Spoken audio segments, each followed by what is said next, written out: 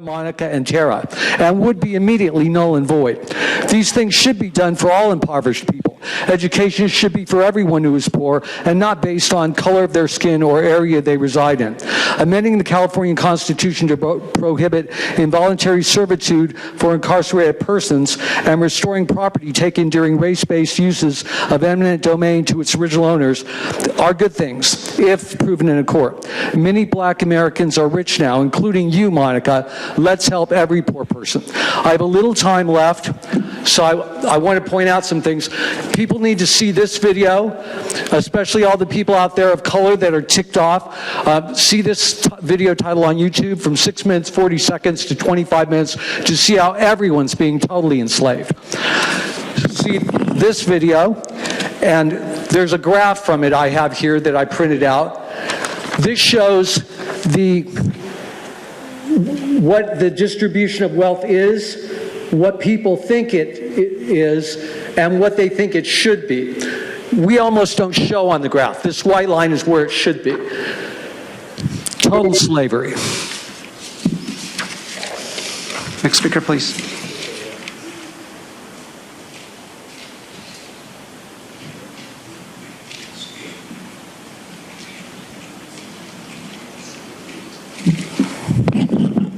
My person uses the name Audra, so it's sad because we all are one race, but yet we continue to perpetuate the issues that we try and fight against by, going against the people that had nothing to do with the racism that took place. I mean, none of us were here in the 1800s. None of us. Yet we're punishing people for being a different race and saying that you have to pay for what I've suffered against.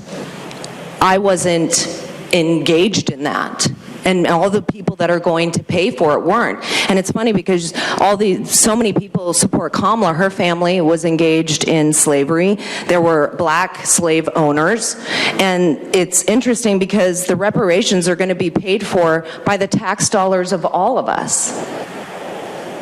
So how is that actually going? I mean, you're paying for your own reparations at that point. And, slavery continues today. It continues across all races. And it's like, I don't know how money actually makes up for that. What does money do for that? Money is the root of all evil. And so in that, how is that going to make up for things that none of you have actually suffered against during that time? And the people that you want to pay for it aren't the ones that actually did it.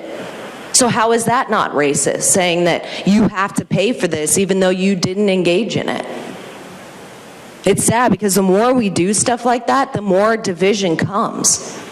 We shouldn't be riding off the coattails of other people's suffering because it does still continue today, as I said.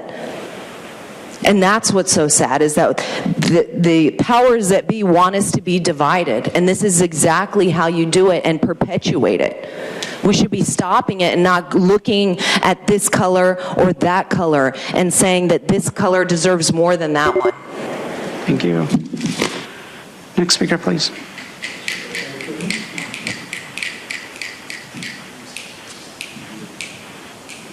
Hi, I'm Cheryl Canson. And it's really sad that we're here.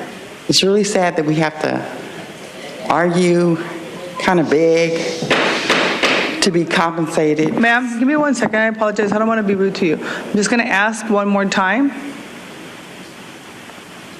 If you have a conversation to be had, it could be had outside. Go ahead, ma'am. It's really sad to me that we're here and that we have to argue, vote on, fight for,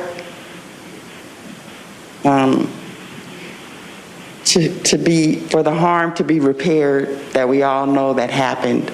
Slavery is ingrained in our DNA. It's nothing that we asked for.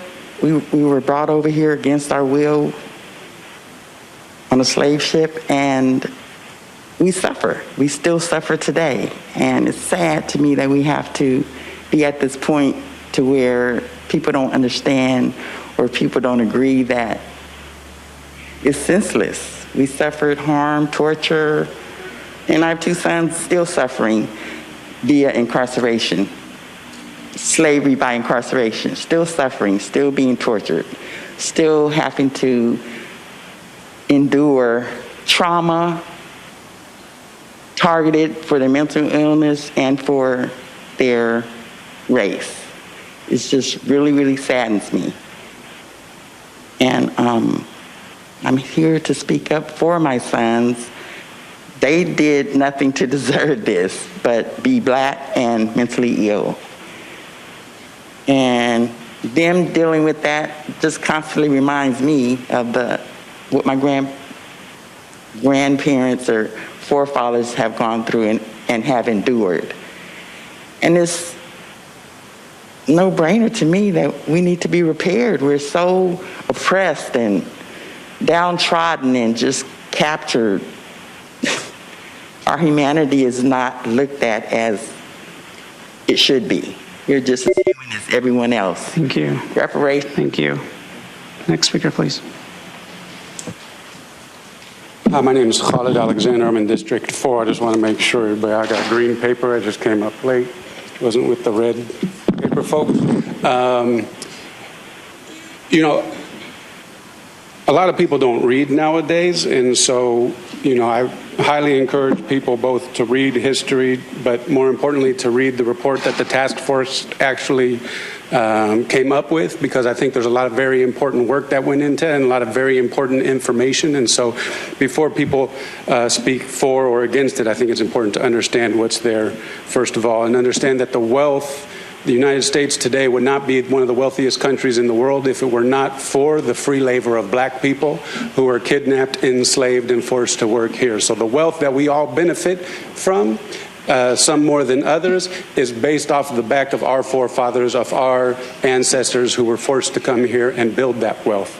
So it's not taking away from people that didn't do anything, it's taking away from the state, it's taking away from the nation that enforced slavery and made it a legal form of oppression that was at one time considered just as legal as gang documentation and other things. The last thing I'd ask you to do is look at our education systems. You can't look at the education system and see that the way that it's failing Black people in this country and not recognize racism.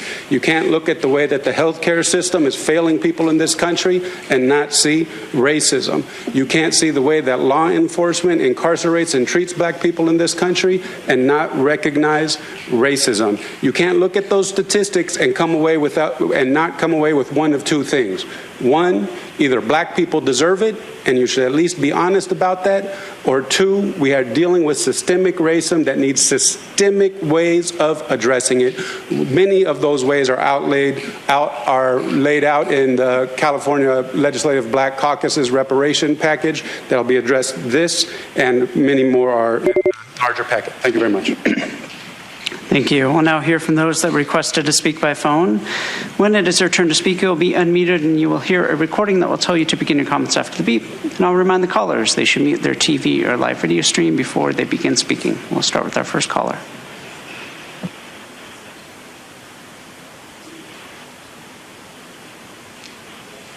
Good afternoon. My name is Raphael Plunkett. I live in Diamond Bar. I'm a volunteer with CJEC and LEAP.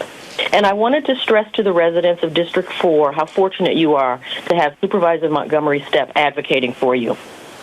I attended all of the California Reparations Task Force hearings, and I witnessed her steadfast, knowledgeable, professional, sincere, and earnest commitment as a member of the California Reparations Task Force, which created the report and recommendations to advance the just issue of California reparations for descendants of those enslaved in the U.S. chattel slavery system. I offer my enthusiastic support of her resolution to support the California Legislative Black Caucus's 2024 reparations legislative package. We need to recognize this unique community and remedy the unique and egregious harms done specifically to descendants. Many of those harms languish today. Supervisor Montgomery Steppe urged you to read the report. You can read the report. And if you can't read the report, you can listen to volunteers who have read the report for you by going to CJEC-official.org. That's CJEC-official.org. I'd ask that you make an earnest effort to put the report in libraries, on college campuses, in high schools, in senior centers. We need the education. And if we're recommending books, I'd also recommend Dr. Darity's book, From Here to Equality. I thank you all for your attention, and thank you, Supervisor Montgomery Steppe. Thank you. Now I hear from the next caller.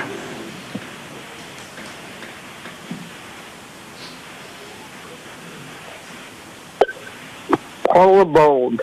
This does not make sense for this county or state with its large and diverse populations of formerly or still oppressed people.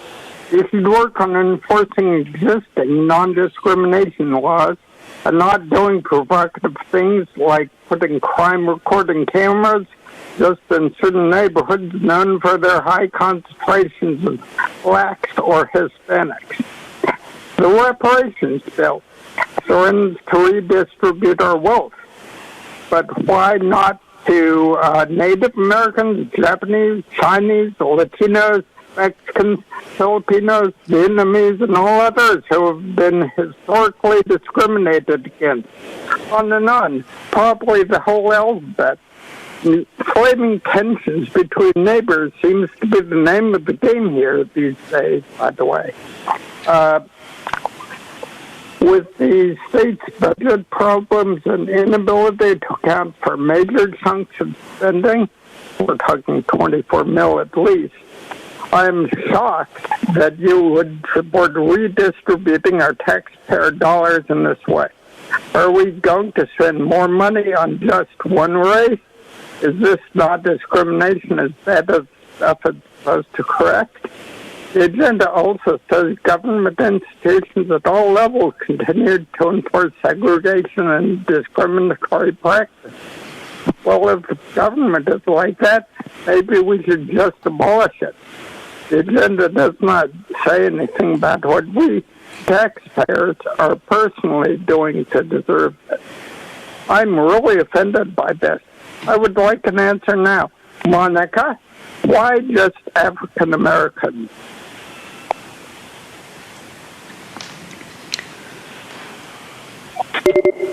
Thank you. We'll now hear from the next caller.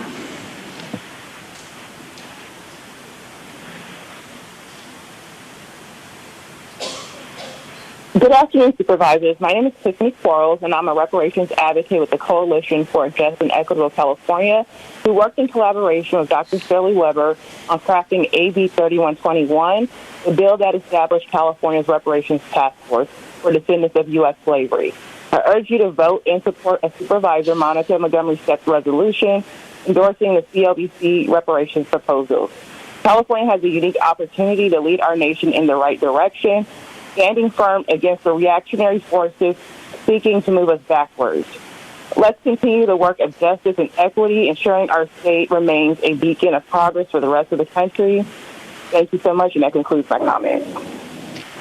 Thank you. Now hear from the next caller.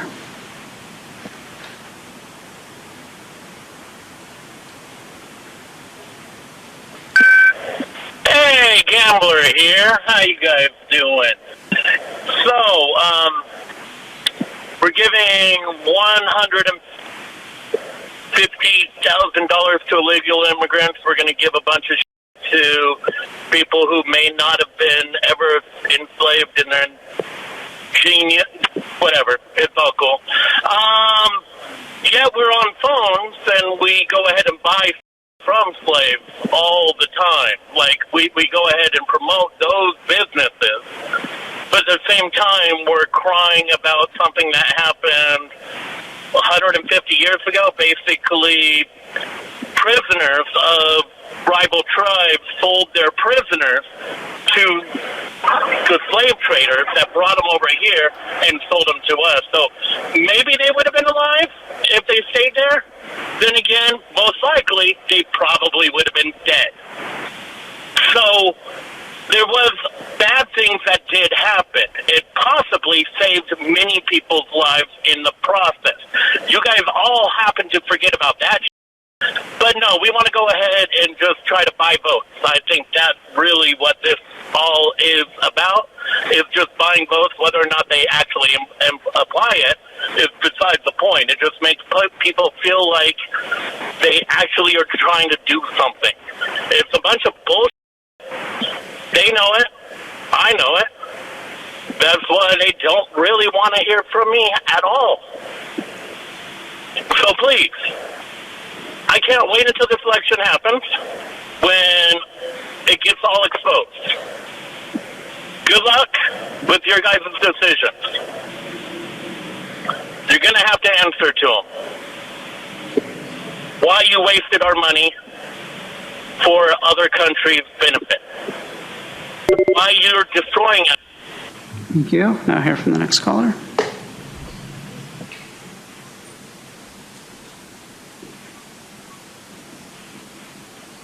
My name is Patrice, and I agree with Tiffany and Raphael in support of Agenda Item 21. Repair is needed, and it seems like several callers have personal issues with this repair that is old and overdue. And that's my comment for today. Thank you. Hear from the next caller.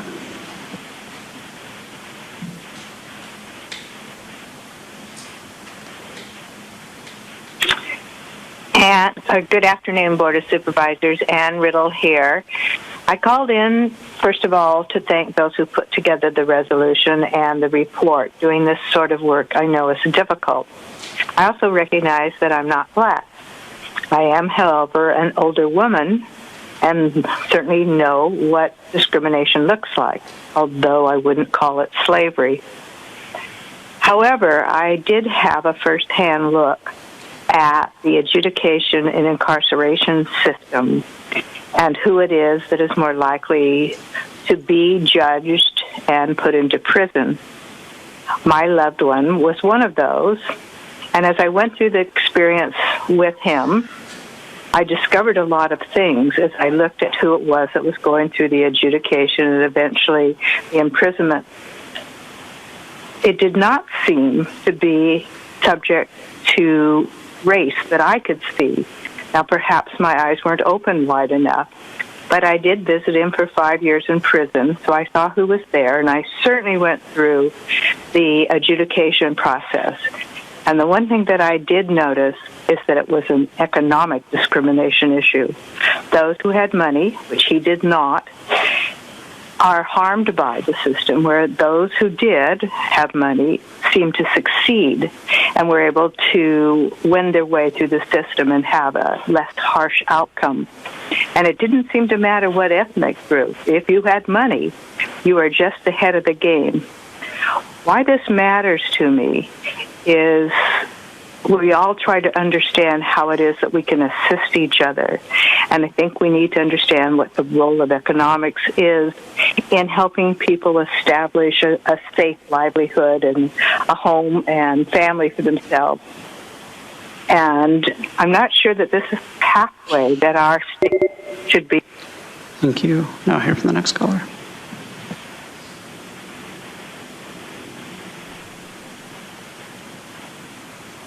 It's truth calling a spade a spade. Monica had her old friends in the city of San Diego pass this junk a month or two ago because she knew she couldn't get it passed here without Nora's presence. Monica, your groundwork felt like city-county collusion. It also felt like non-local collusion when you reference 100 years too late reparations task force representative based in Los Angeles, where none of us live and none of us want to be like. Your faulty groundwork also consisted of a foreign organization, the United Nations. I've got an answer for Henry's point and question, too. One, it took millions in campaign financing to get Monica, that black woman you referred to, in office. A lot of money regular people like myself don't have for your racist socialist cash payout. And two, everything these supervisors do behind the dais increases racism and division. And this item is a prime example of that. reparations for Black Americans over reparations for American Indians, that makes a ton of sense in a world of psychosis. Most of you in that chamber, if not all of you, if you really believe in reparations, then get off my people's land now. None of you would have anything you have without my people. You don't believe what you say. Put your money where your mouth is.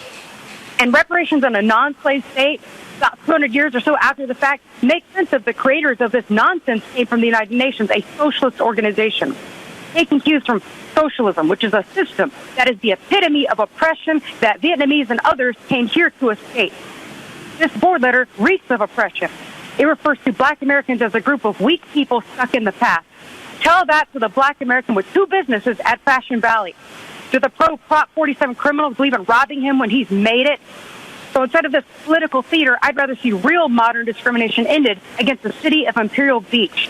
I demand reparations for damages and systemic oppression against IB by taking a portion of the Otay Mesa East Toll and dedicating it to sewer infrastructure and Tijuana River diversion projects. Divert it the way this garbage needs to be diverted. Thank you. Now hear from the final caller.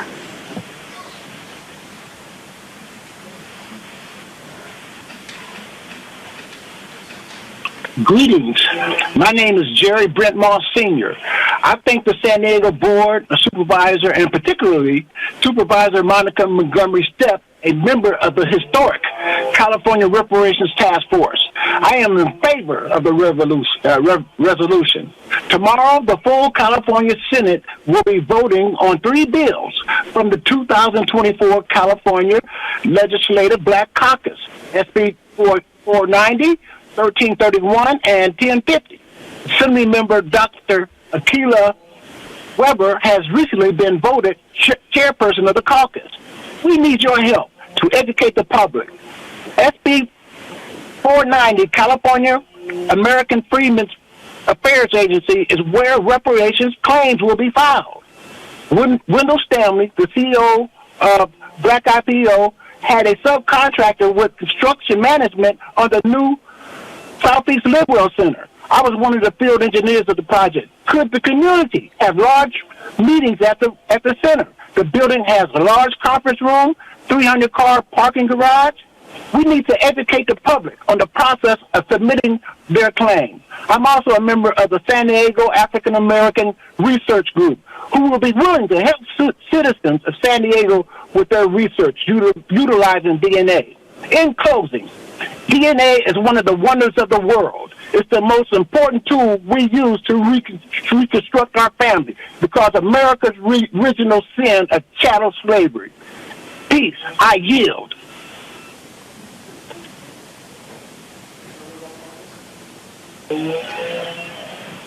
Thank you. And Chairwoman Vargas, that concludes public comment on this item. Thank you.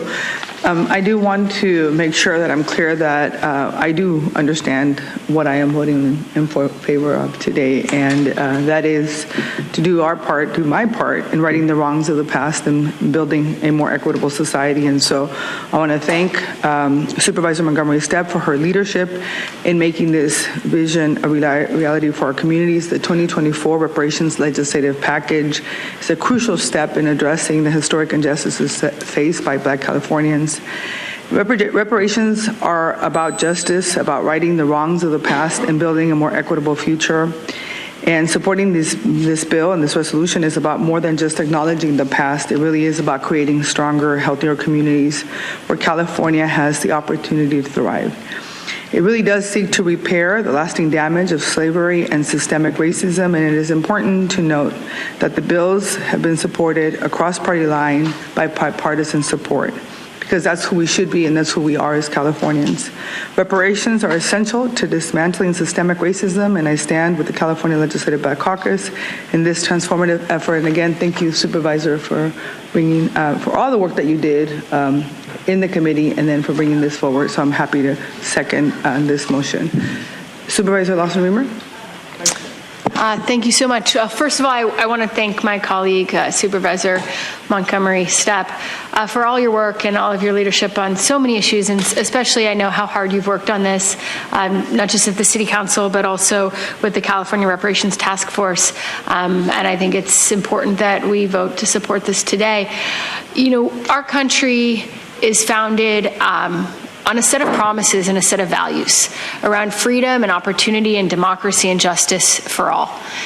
But from the moment that this country was founded, it was an aspirational set of promises.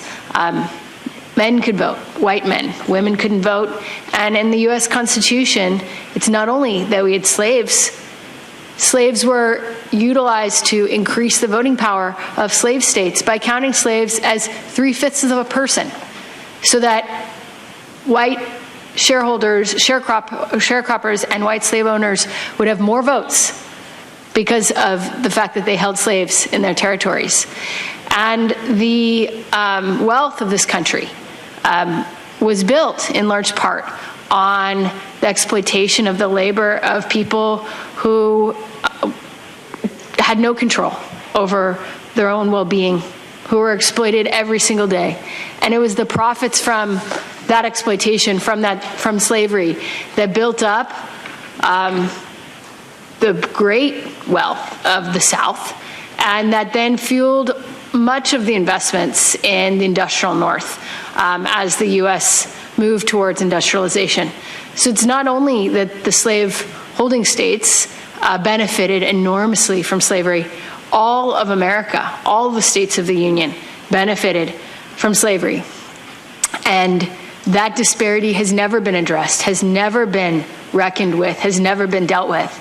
I believe deeply in the promise of this country, the promise of democracy, the promise of equality, the promise of freedom. That's why I do the job I do, because that's what we are as a country, is a country that strives to be better, to move forward, to be better than our past. But if we want to have any hope of being what we aspire to be, we have to acknowledge the wrongs of the past. We need to stare them in the face and acknowledge them and reckon with them. And, you know, I don't at all think that this package is going to right the wrongs of the past. I do believe that it goes a good step forward towards acknowledging the racism.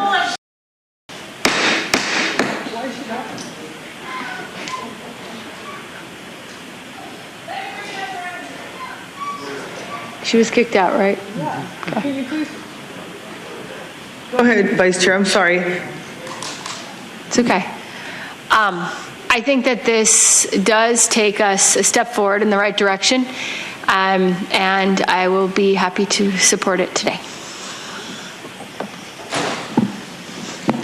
Supervisor Desmond. Thank you, Madam Chair. Appreciate it. And thank you, Monica, for bringing this, or Supervisor Montgomery Steppe, for bringing this forward to address racism. My staff did read all of the 14 bills that you put forward, and there was 3 of them out of that I have some personal issues with. One of them is ACA Assembly Constitutional Amendment 7, which seeks to circumvent Prop 209 from 1996, which basically banned affirmative action. And I know there's a woman out here that benefited from affirmative action, but I think the end goal is equality for all, and giving one person treatment over another based on the color of the skin, I think, is still racism, and any form of it is bad. In 2020, Prop 16 sought to make affirmative action legal again, but it failed by 57% of the voters in California. And it's not that Californians are all racist. I just think affirmative action, just anyone getting special treatment based on their skin color, is not what the end game. The end game is equality for all. So ACA 7 actually, in my opinion, and what my staff has told me, is it supports affirmative action, or circumvents to try to get affirmative action back in. SB 50 is, I'm not sure which ones have been voted on by the House or not, but the SB 50 encourages monetary compensation for reparations. And so I don't think there's any number that's going to solve or stop reparations or cure the ills of the past. I mean, slavery was a big screw up, And we should never had it. But we got to learn from the past and move forward. So I don't think there's any monetary amount that's going to solve or cure or make that go away. We got to learn from it and move on. AB 262 actually has boards prioritize merits based on skin color.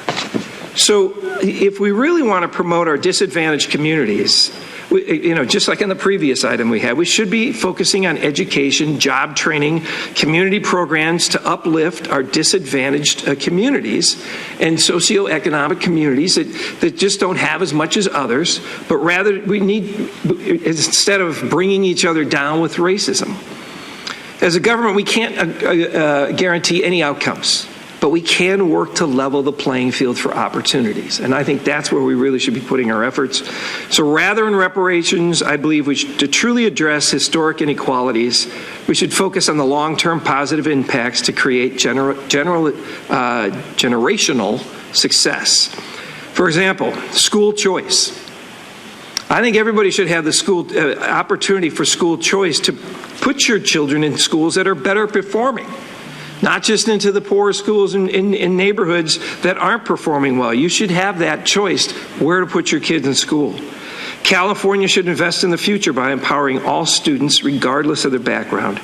So I support many of the bills in this package, 11 out of the 14, but I want to register support for the going forward, but I do want to recognize or acknowledge my opposition to ACA 7, SB 1050, and AB 2862. I think overall, the majority of the bills are all very good and will help, get us beyond racism and working together as the human race as opposed to different races. So with that, thank you very much.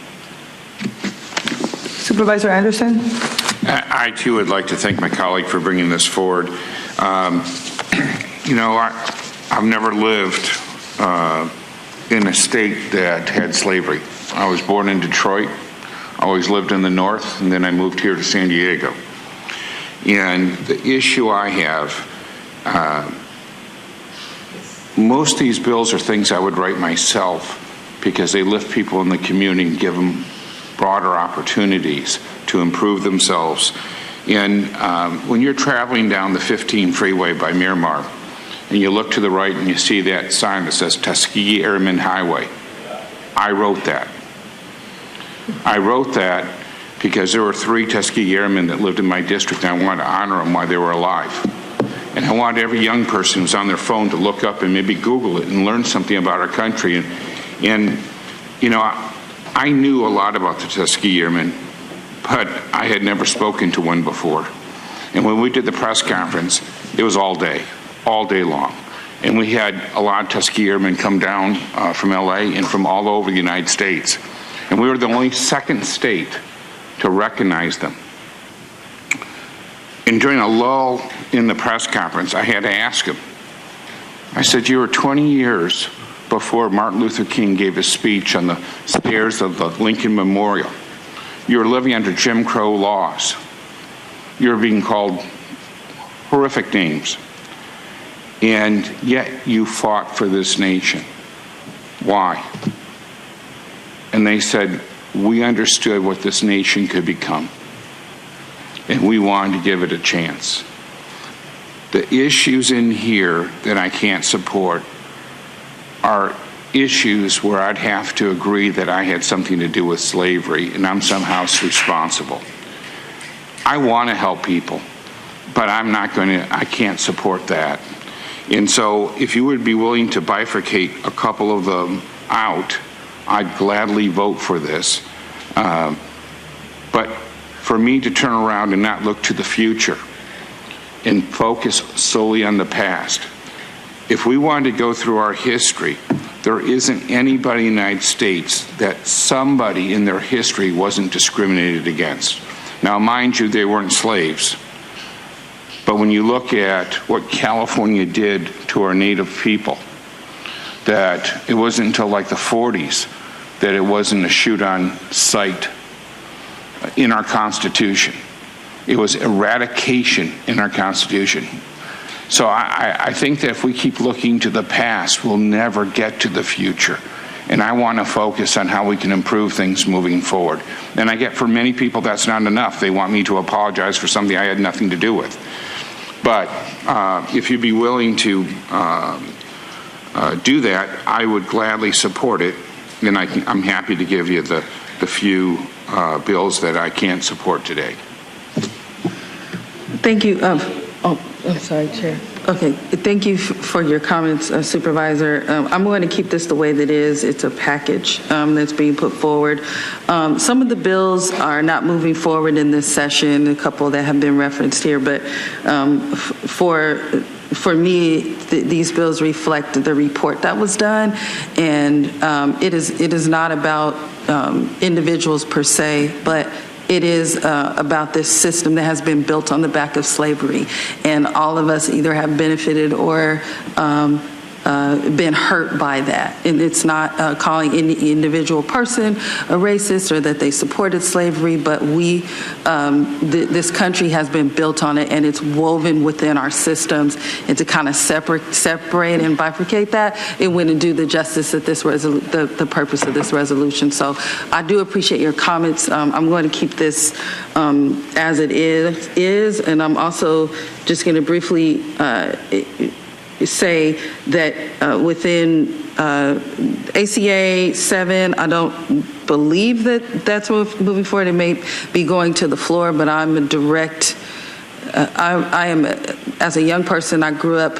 when Prop 209 was taken off the books, and experienced personally what that did to my father. And that was in 1996, I believe. That was not that long ago.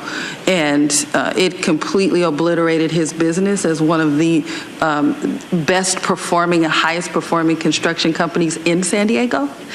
So I experienced that a couple of decades ago. I understand, my understanding of it is what I lived through is that, that was a part of this system that we are in, and reverse discrimination was used, but as a matter of fact, it took billions of dollars away from the wealth of communities of color. It just did that in one fell swoop. So understand where you're coming from. We'll have more conversations about it offline, but I'm going to keep the package as it is. All right, with that, we have a motion and a second. Please vote.